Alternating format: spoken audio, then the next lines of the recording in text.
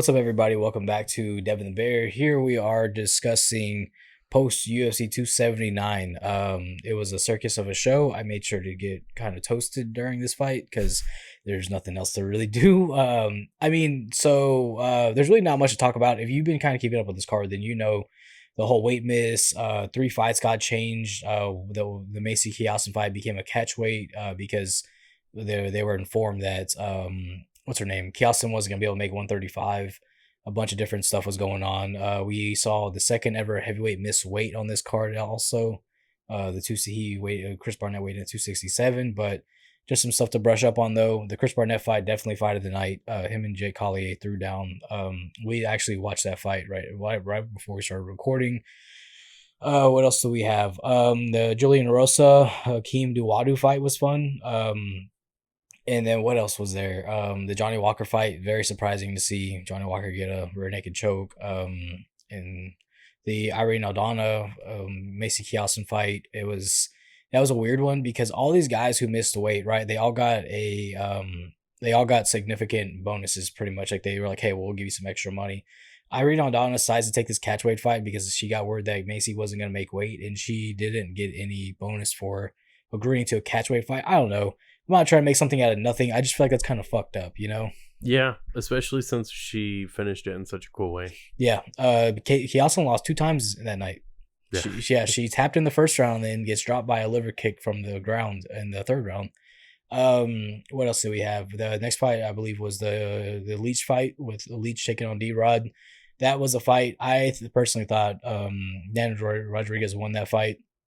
But it helps. Now we see Leach is on a 2-fight skid, first time ever in his career.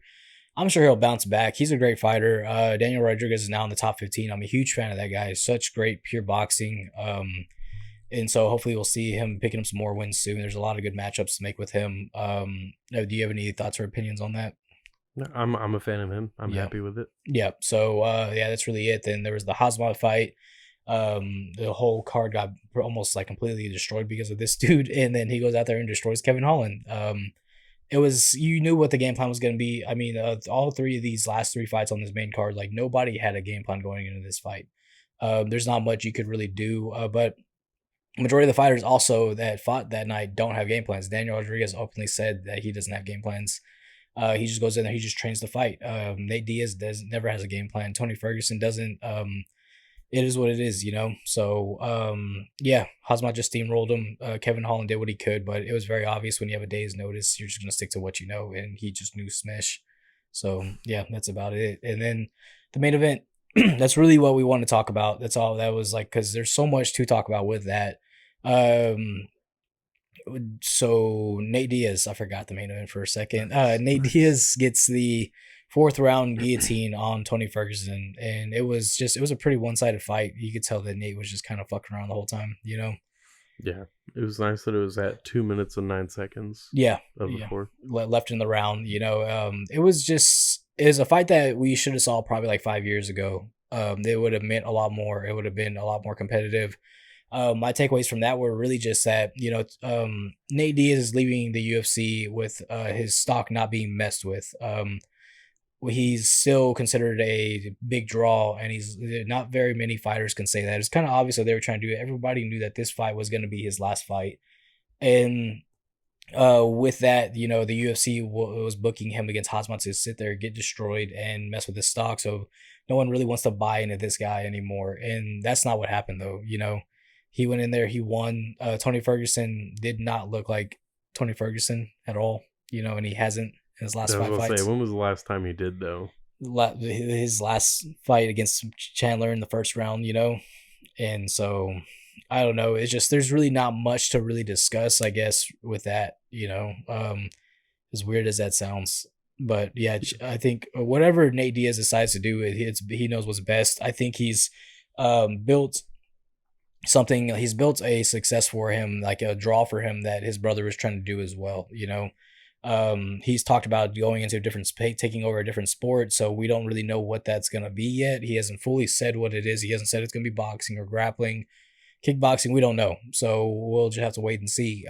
But he's leaving, and everyone's still a big fan of this guy. He still has that big following, and so it's just a lot of fun to watch. I feel like I'm just kind of rambling on right now. No, Sorry, that's okay. you can interrupt me, man. Go Well, ahead. I have nothing to say Yeah, that's any different. I mean, I don't think any fight on this card held any weight, yeah, even after the matchups got changed up. I just two guys headlining the card, two guys who basically this should be their last fight. No one wants to see Tony Ferguson fight anymore. Uh, it's the end of Nate Diaz's contract, so both of them are gone, and it's not like they were top contenders in their weight division. So I don't know. I wasn't super worried about it. It's cool to see Diaz go out on his own terms, kind of. That's cool because he's always been that guy. So that's cool to see. He won like at he's leaving when he's got the number. He's number one for submissions. Sorry, I I stumbled through don't that. remember. He's number one in a lot of things, but I think submissions and like bonuses. But yeah, I mean, it's cool to see him go out in very Nate Diaz fashion. Other than that, don't really care. Yeah, like it's hard to say that. It was a great. There were great fights, a lot of finishes, exciting. Some of them just Yeah, I don't know. I mean, it is what it is. I mean, we're past it now. It's finally just done, and Yeah. so and also like I feel like we can't say, well, Tony was preparing for Leach because Tony doesn't have game plans when he fights. You know, he doesn't ever like this is. I think this is his first fight with a camp. Also, he openly said after the Chandler fight that it's time for him to finally get a fight camp behind him. But yeah, so I think Nate Diaz leaving on top is a good thing. In the sense of on top, I mean like the fan base. You know, people love Nate Diaz. They don't really on a good note in general. Yeah. I mean, who gets to leave the UFC saying that? You know, so it is what it is, though, man. That was UFC 279. If you got some thoughts on that, let us know. I really don't know what else to say about that fight, that card. Yeah, You know, so this weekend though, we got a good one.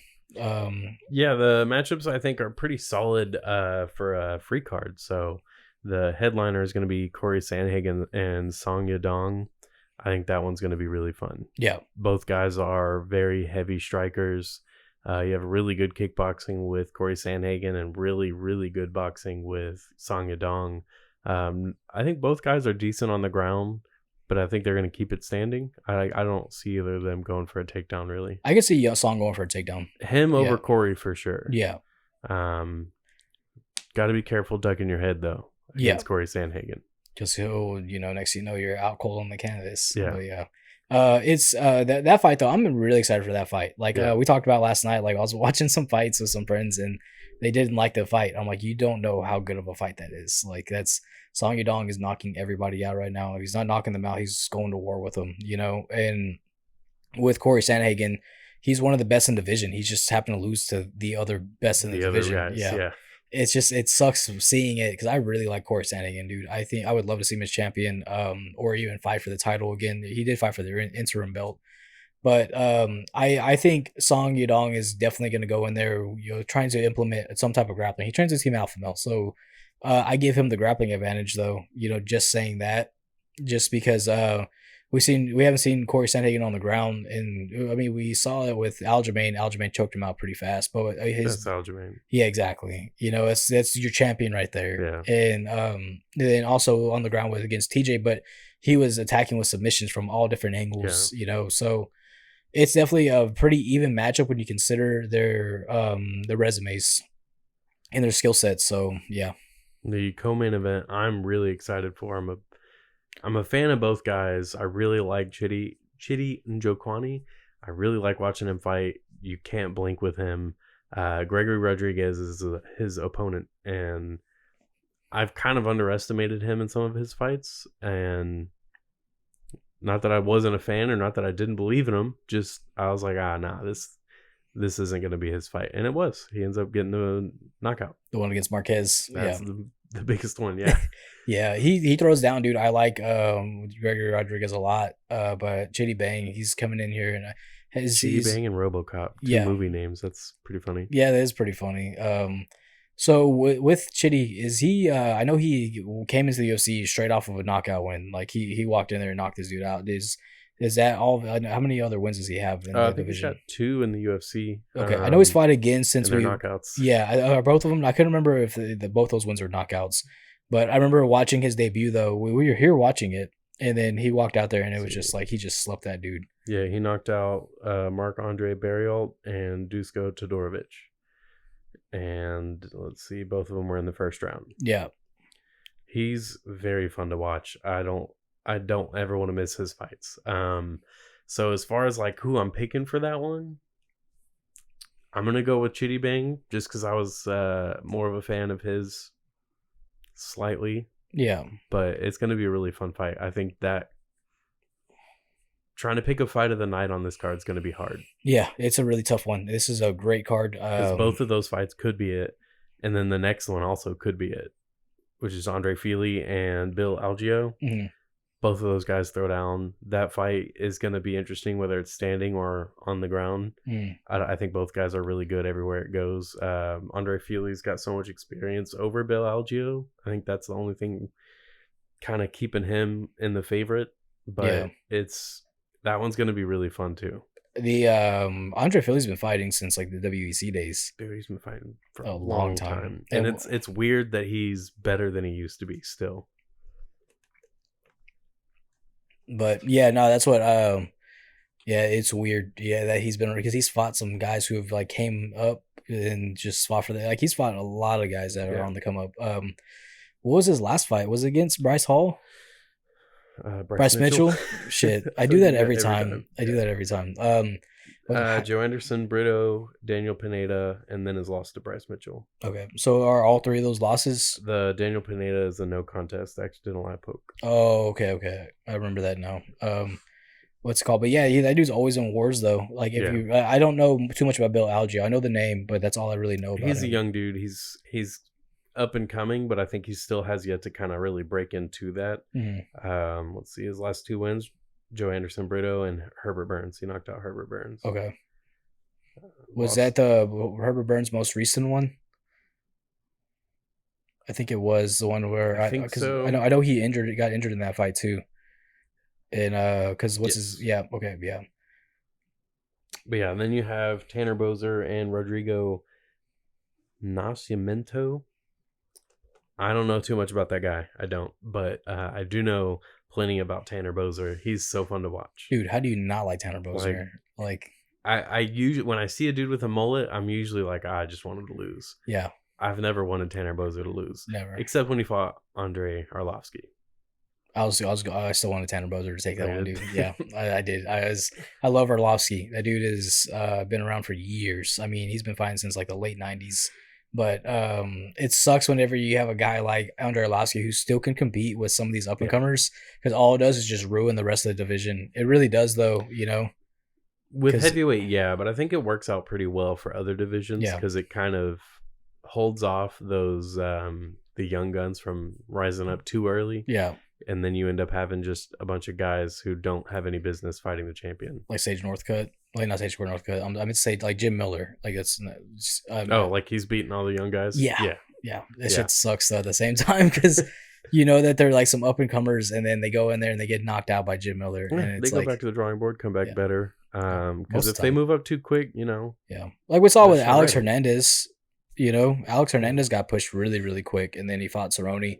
And he's had some great performances against lesser known guys, but then he fights like a tougher fight, he always drops it. Yeah. So can you imagine him getting a title shot over someone else? No. It just doesn't need to happen. So they need to lose fights sometimes. Yeah. Or, you know, if you're not losing, you're not learning. That's the best way to put it, you know.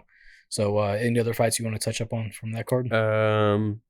Maybe not so much the full fights, but there's a lot of names on this card that are really exciting to see. Anthony Hernandez is fighting Marc-Andre Barriault. That's a good fight. Damon Jackson is fighting Pat Sabatini. I'm a big fan of Pat Sabatini. If you think he's not winning that fight by submission, you're out of your mind. Trevin Giles fighting Louis Koshi. Louis Koshi. That guy, he has the Dragon Ball Z tattoos, right? Pretty sure he does. And they're pretty cool. That's what made me want him to win on the first fight I saw him in. Yeah. This is the fight I don't want him to win, though. Yeah, I don't want him to beat Trevin Giles. No.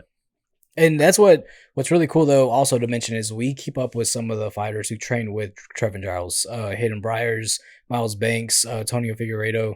And so being able to kind of talk with him a little bit about Trevin, you know, he was a HPD police officer. And so he worked right there while he was training full time, and then he left his job. He to focus full time on training, and they talk about like, well, no, like this dude is about to do some seriously good shit, like, which is really really cool. He used to fight at 185, and I believe like he fought higher than that, but I'm not 100% on that. But I know he's at 170 now, and he looks great. He's in great shape. We really enjoy watching a lot of these War Training Center fighters under Jeremy Mahone and Richard Copley. So definitely keep your eye out if you're a fan of watching local fighters. Keep an eye out for Trevin Giles. He always puts on a good fight no matter what. Yeah, he fought at light heavyweight. Yeah, and so yeah, him fighting at 170, I feel like he's finally found his home, especially Fought what Ike Villanueva. really Yeah. Did he win? Yeah. Yeah. Arm triangle. Okay. But yeah, like he's finding his home at 170, and I think he's gonna definitely be a force to be reckoned with. Force to be reckoned with if he gets past Luis Kochi with this fight. For sure. I think it's a good fight for Trevin because he's going to be able to rebuild after this. Like this is kind of what do they call it? Like a test fight. There's a term for it. But yeah, this is a good fight for him to go out there and see what he's made of. Yeah. Kind of test some of the new stuff he's working on, see how good he is, and see what works, what doesn't work.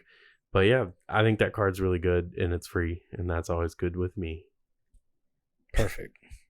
Yeah, let us know your thoughts if you're excited for Corey Sandhagen or if you're excited for Song Yadong. Who do you want to win? Let us know.